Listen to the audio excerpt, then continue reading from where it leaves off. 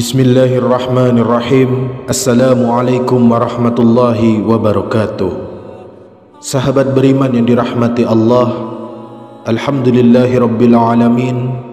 Kita diberikan kesempatan oleh Allah Subhanahu wa taala untuk bisa berjumpa dan bertemu di dalam channel ini dalam keadaan sehat walafiat.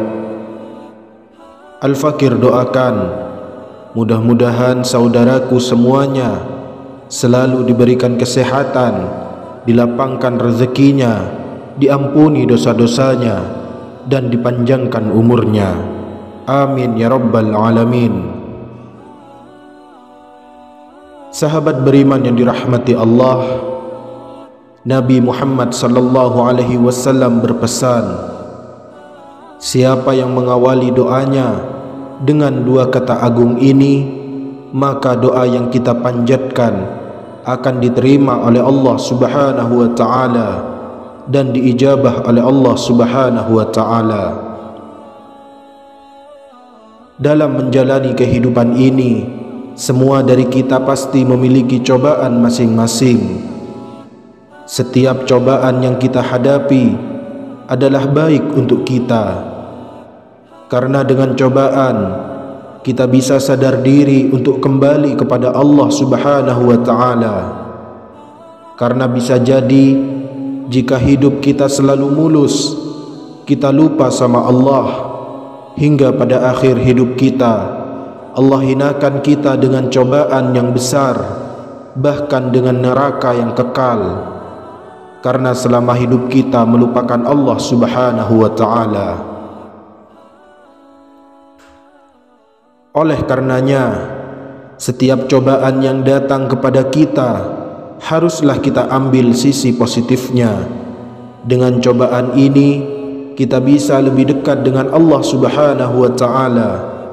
Kita bisa lebih sering berdoa kepada Allah Subhanahu wa taala, dan kita bisa lebih sering meminta kepada Allah Subhanahu wa taala. Sahabat beriman yang dirahmati Allah, ketika kalian sudah berdoa siang dan malam, tapi kalian merasa jika doa kalian belum dikabulkan oleh Allah Subhanahu wa taala, sehingga mulai muncul rasa lelah yang menyebabkan malas berdoa, ketahuilah para sahabat, Allah itu sangat suka dengan hambanya yang berdoa dan selalu meminta kepadanya. Maksudnya adalah cara kita meminta sama Allah Subhanahu wa taala adalah dengan terus meminta dengan mengemis, bahkan dengan cara menangis meminta kepada Allah Subhanahu wa taala. Ketika Allah belum mengabulkan doa kita, itu tandanya Allah sayang sama kita. Allah tidak mau doa kita berhenti. Allah ingin selalu mendengar cara kita meminta. Allah ingin mendengar tangisan kita. Allah ingin mendengar tangisan kita dalam meminta, karena Allah Maha mengetahui kapan waktunya yang tepat dan bagaimana cara Allah membantu meringankan beban kita. Yang Allah mau dari kita adalah kita selalu meminta, kita selalu berdoa, dan kita selalu ingat kepada Allah Subhanahu wa taala di waktu sedih ataupun di waktu senang. Jangan sampai kita hanya ingat kepada Allah di waktu sedih saja dan kita meninggalkan Allah di saat kita sedang bahagia. Rasulullah sallallahu alaihi wasallam bersabda, ingatlah Allah di waktu senang, pasti Allah akan mengenalimu di waktu sempit.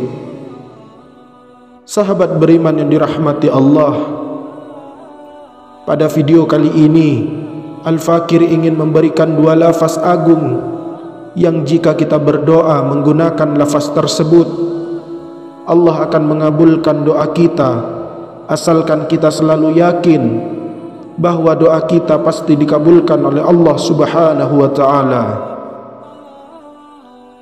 Doa agung tersebut adalah Ya Hayyu Ya Qayyum, Ya Hayyu Ya Qayyum. Wahai yang maha hidup, maha kekal, dan Maha berdiri sendiri. Cara mengamalkan dua kata ini adalah dengan memulai berdoa menggunakan lafaz agung ini, kemudian dilanjut dengan bersolawat kepada Rasulullah sallallahu alaihi wasallam. Lalu setelahnya, jangan pernah berburuk sangka kepada Allah bahwa doa Anda tidak akan dikabulkan. Nabi sallallahu alaihi wasallam bersabda, akan dikabulkan doa kalian selama tidak tergesa-gesa, yaitu ia berkata, aku telah berdoa tapi tidak dikabulkan. Hadis riwayat Bukhari dan Muslim. Maksudnya adalah berdoalah dengan penuh yakin tanpa ada keraguan sedikit pun, karena jika kita ragu, walaupun itu keraguan yang sangat sedikit, sangat kecil, maka Allah tidak akan pernah mengabulkan doa kita. Ya Hayyu Ya Qayyum, semoga Allah kabulkan segala doa dan hajat kita. Allah mudahkan kita untuk bayar semua hutang-hutang kita. Allah lindungi kita dari neraka, dan Allah masukkan kita ke dalam surganya.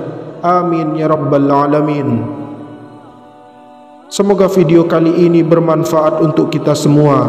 Wassalamualaikum warahmatullahi wabarakatuh.